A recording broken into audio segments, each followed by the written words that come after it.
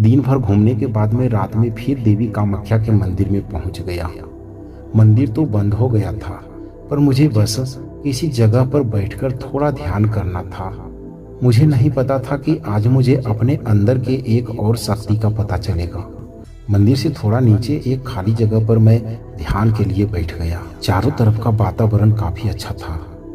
जब से यहाँ आया हूँ, देवी कामाख्या के प्रति एक बहुत ही गहरा आकर्षण हमेशा महसूस करता हूँ। ऐसा लगता है कि यहाँ मात्र आने से ही मुझे कुछ मिल गया है। मैं जहाँ आंख बंद कर मंत्र ध्यान कर रहा था, वहीं पास में एक काला कपड़ा पहने हुए तांत्रिक बाबा भी धुनी जलाकर बैठे हुए थे। रात के लगभग 10 बजे एक परिवार उनके पास किसी काम से आया था। मैंने यहाँ आने के बाद ध्यान दिया है कि बहुत सारे लोग दूर दूर से कई तांत्रिक क्रियाओं को करवाने के लिए यहाँ आते हैं। तांत्रिक क्रियाओं मतलब वही भूत प्रेत, जादू टोना, वशीकरण, मारण क्रिया इत्यादि। वह परिवार भी शायद किसी कारण से उस तांत्रिक बाबा से मिलने आए थे। उनकी बातों से मेरी आंख खुली तो मैं वही सब देख रहा था कि आखिर वो सब तांत्रिक के पास क्यों आए हैं। एक आदमी और एक महिला एक छोटी लड़की को लेकर आए थे। वह छोटी लड़की उनकी ही लड़की थी। मैंने जैसे ही उस लड़की को देखा तो आश्चर्य में पड़ गया, क्योंकि उस पर बहुत ही भयानक किसी भूत प्रेत नकारात्मक शक्ति का साया है, यह मुझे महसूस हो रहा था।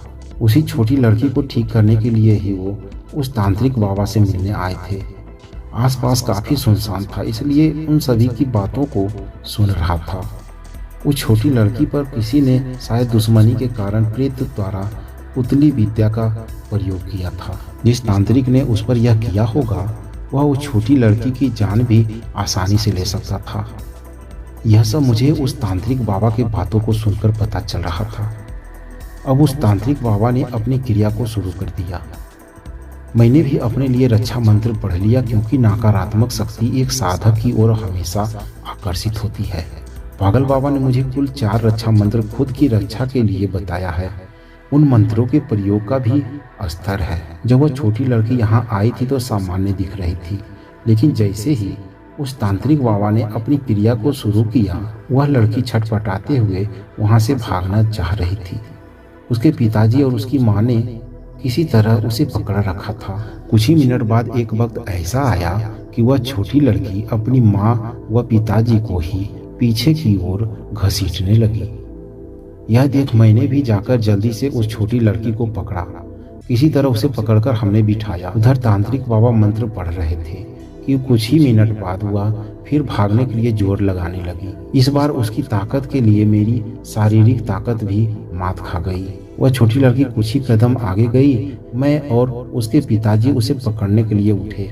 अचानक ही न जाने कहां से एक मंत्र, जो कि कुछ ही सेकंड पहले मेरे दिमाग में घूम रहा था, उसे मैंने पढ़ दिया। मुझे पता नहीं था कि यह मंत्र किस कार्य के लिए है। उस मंत्र को पढ़ते ही मेरे मुंह से निकला, रुक जाओ। वह जो छोटी लड़की भागते हुए दूर जा रही थी, अचानक ही रुककर मेरे चेहरे की ओर देखने लगी। उसके पिताजी उसे फिर पकड़कर तांत्रिक बाबा के सामने ले आया। वह छोटी लड़की अब शांत हो गई थी, पर केवल मेरे चेहरे की ओर ही देख रही थी। आखिर यह क्या हुआ, मुझे खुद भी समझ में नहीं आया। उस छोटी लड़की को मेरे तरफ वैसे देखने के कारण उस तांत्रिक बाबा ने मुझसे कहा, बेटा तुम थोड़ा दूर खड़े रहो। लगता है इसके अंदर जो प्रेत है उसकी नज़र तुम पर पड़ा है, पर तुम्हें घबराने की कोई ज़रूरत नहीं। वह कुछ भी नहीं कर सकता। मैं उस जगह से थोड़ा पीछे हटकर एक जगह पर बैठ गया। वह छोटी लड़की अब भी शांति से केवल मेरे चेहरे के तरफ ही देख रही थी। उधर तांत्रिक बाबा अपने कार्य में व्यस्त हो गए। मैं बैठे बैठे सोचने लगा कि क्या मेरे बोलने के कारण ही रुक गई, पर कैसे? आखिर यह मंत्र मैंने क्यों पढ़ा? क्या वह मेरे बस में हो गई है?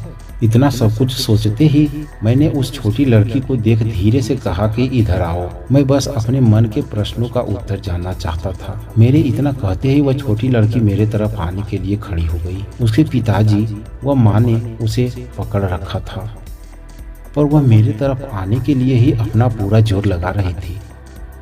मैंने फिर कहा कि बैठ जाओ। वह छोटी लड़की शांत होकर बैठ गई, पर वह मेरे चेहरे की तरफ ही देखती रही।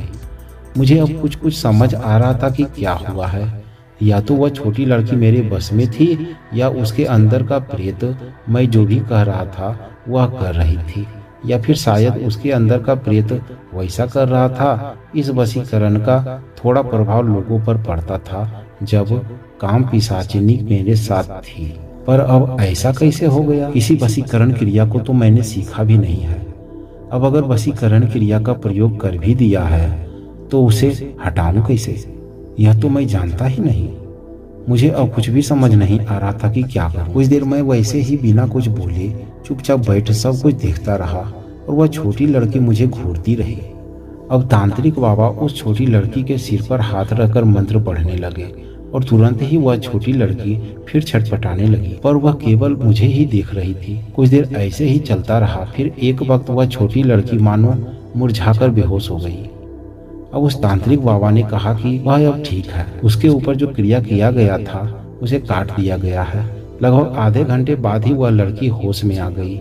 वह अब एकदम सामान्य दिख रही थी। उसके माँ व पिताजी ने तांत्रिक बाबा के साथ कुछ देर और बातचीत किया। तांत्रिक बाबा ने उन्हें कुछ माला व शायद ताबीज भी दिया। फिर अपनी लड़की को लेकर वो चले गए। उससे पहले ही मुझे सब कुछ पता चल गया था। आखिर अभी क्या होगा? जब से वह छोटी लड़की बेहोश हुई थी तभी से मैं अपने आसपास किसी की उपस्थिति महसूस कर रहा हूँ। अब तो बीच बीच में उसके हंसने की आवाज भी आने लगी। मैं समझ चुका था कि आखिर कौन मेरे बस में है। वह तांत्रिक बाबा कुछ देर तक ध्यान से मेरे तरफ देखते रहे। अगर वह मुझे बाहर से पढ़ रहे हैं तो मैं केवल शर्ट जींस पहने एक लड़का ही दिखूंगा, और अगर उनमें मेरे अंदर तक देखने की क्षमता है तो अभी कुछ देर पहले की तंत्र क्रिया में मेरा भी कुछ हाथ है, यह वो जान जाएंगे। जो भी उन्होंने कुछ भाव प्रकट नहीं किए और अपने कार्य में मशगूल हो गए। मैं भी वहां से चल पड़ा। जो मेरे बस में है वह भी मेरे आसपास ही घूम रहा था। वह जब तक मेरे बस में है तब तक मुझे कुछ नहीं कर सकता। वो वही करेगा जो मैं उसे कहूँगा। तुम जहाँ से आए हो वहाँ लौट जाओ, बस इतना ही कहना पड़ा और वह अंधेरे में तेज हवा के साथ चला गया। यह जो तंत्र विद्या अभी मुझे अपने अंदर मिला, इससे मैं अब भी पूरी तरह अनभिज्ञ हूँ कि इसका प्रयोग कैसे करूँगा। वह मंत्र भी अब याद करने की कोशिश कर रहा हूँ पर दिमाग में नहीं आ रहा। आखिर यह तंत्र विद्या किससे मुझे मिला होगा? वशीकरण की देवी काम पिशाचिनी से या पागल बाबा द्वारा कराए गए तंत्र साधना से? क्या पता। काम पिशाचिनी ने जाने से पहले कहा भी था कि मुझे किसी भूत प्रेत से डरने की कोई जरूरत नहीं। पर जो भी हो, किसी मनुष्य पर वशीकरण और किसी भूत प्रेत पर वशीकरण में बहुत बड़ा अंतर है।